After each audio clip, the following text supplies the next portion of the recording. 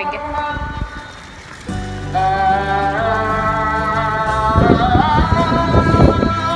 Should say we're at the top of our hotel. Oh, you're making me dizzy. You're making me dizzy. Stop it. Puducherry! This is an old colonial French town. In fact, it was the place where the French got their biggest foothold. It's frankly quite Indian, not very French, but we are in the old colonial part at the moment, so there are some lovely old buildings, and this is the Lycée. Fondé in 1826, it was founded in 1826 by the governor de Massy de Richmond. Now Lycée of France Puducherry is the oldest member in the French schools network. It is one of the finest colonnade courtyards in the town.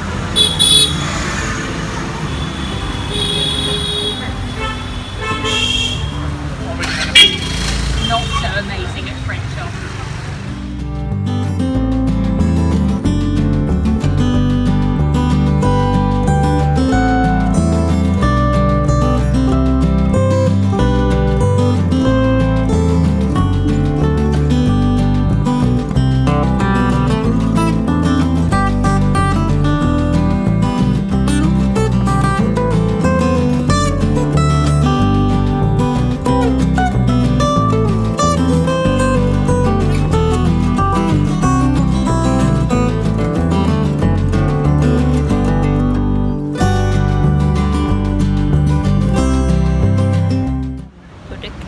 Originally from somewhere in northern India, but Buddhism hasn't really taken hold in India per se as much as it has in other parts of Southeast Asia, except for one ruler a long time ago in the northern part of India who basically killed everybody, took over lots of states and made a united kind of India up in the north, and then was very guilty because of his bad doings and became a Buddhist and wanted to live happily ever after, and all these people became Buddhists, and then it was a peaceful time, and then he died and they all went back to fighting each other again.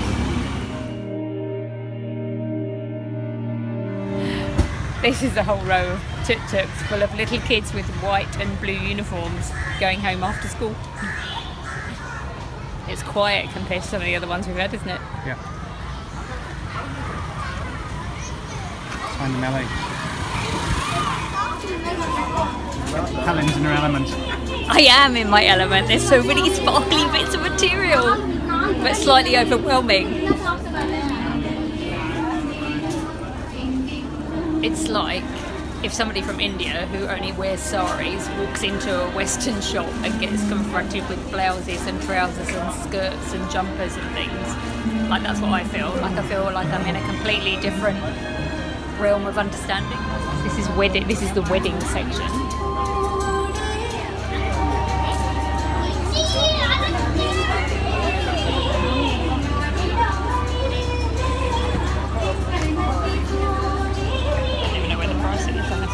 We're in a market.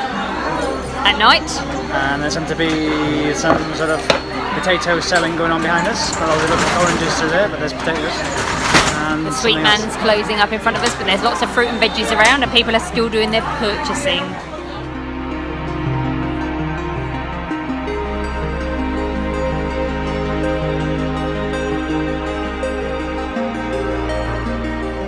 Wish we could have smelly vision here, but this smells beautiful.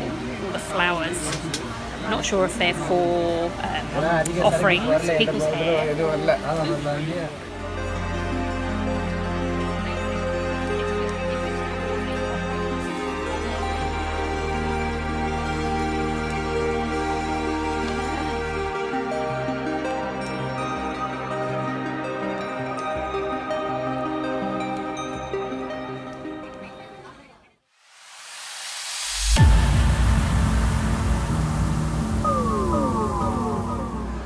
So we're in a coffee shop, and we've been reading some really good books. Helen's got.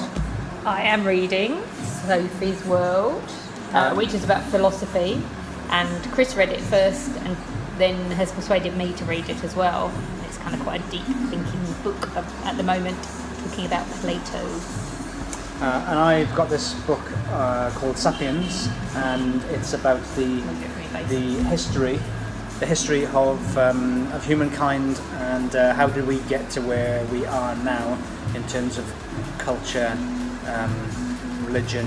How did we beat the Neanderthals and all those type of things. It's making us have some quite good conversations. This is actually unusual for us to be able to sit and have a coffee and read. Had some good discussions around liberalism, philosophy, meaning of life. We don't always agree with each other. Which I find hilarious, because every time Helen disagrees with me, it means that she's less liberal. According to Christopher. Whereas what he's saying is not very liberal.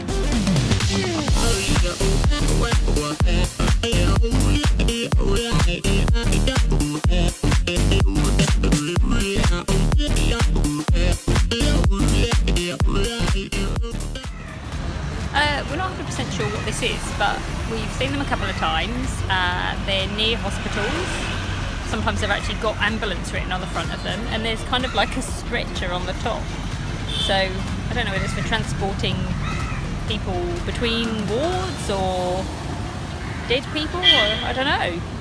So we've come to the conclusion these are actually for dead bodies, because this is a sealed unit, and underneath is, we think, a cold unit, and it's got a plug at the end so you can plug it in, we presume, to keep cold.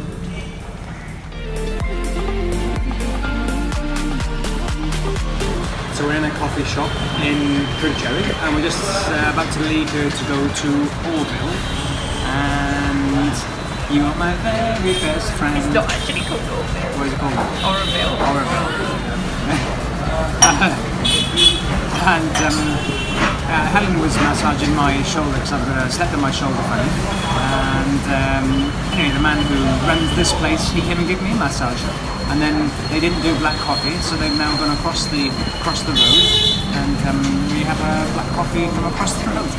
People are lovely here, and you should come and visit. It's great. We're on our way to Auroville. Auroville. You are my very best friend. That will not only mean something to the British people. It's a commune that was set up in 1968 as an ashram, and it's full of international people. So it's an international community of about 2,500 people, and there are shops and restaurants and a big golf ball in the middle.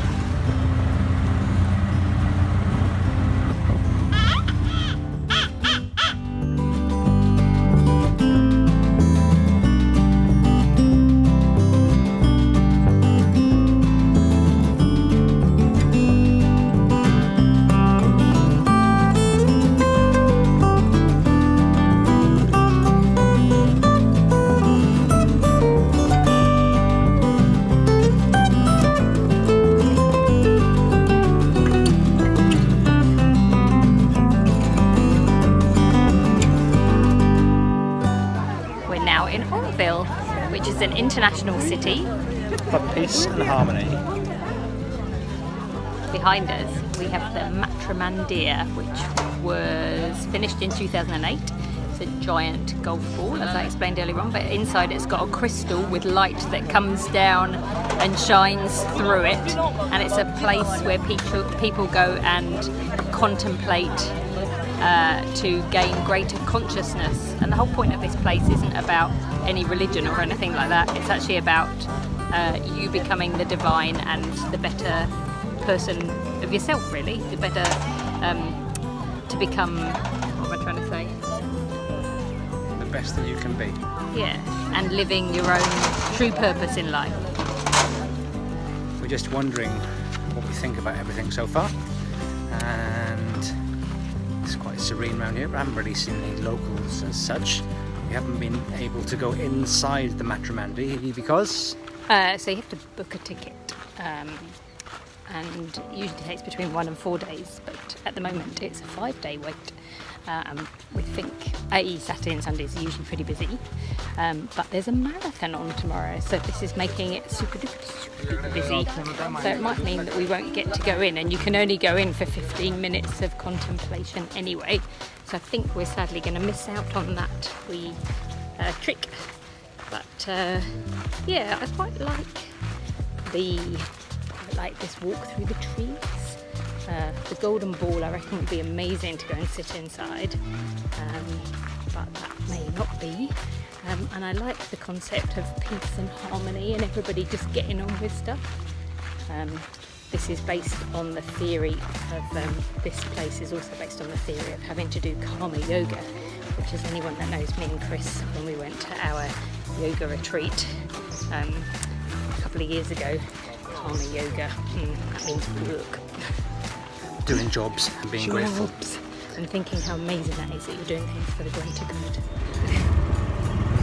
Here we are on a moped. What do we say? We're not going to hire a moped. What do?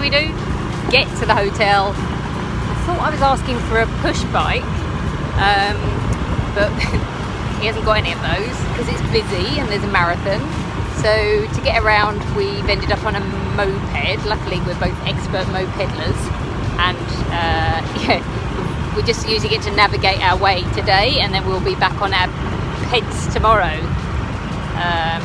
We get to make our own noise now. Toot. And yeah, we're just having a look around the places that are a little bit further away from our hotel than we can walk. And as you can see and hear, it's actually quite quiet compared to the rest of the roads. And here's a pump house, 1969. No idea what that is. A pump house. Pardon? A pump house. A pump house. Ow.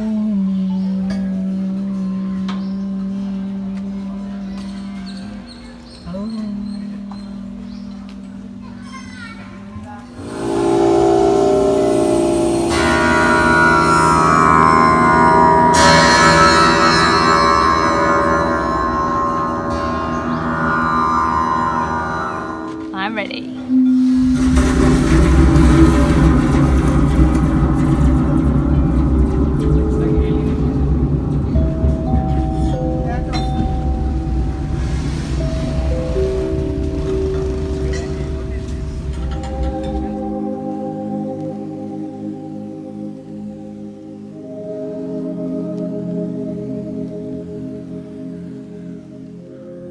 Just been to visit the town hall and the kind of the centre part of the town, and went inside and read some of the notices on the board.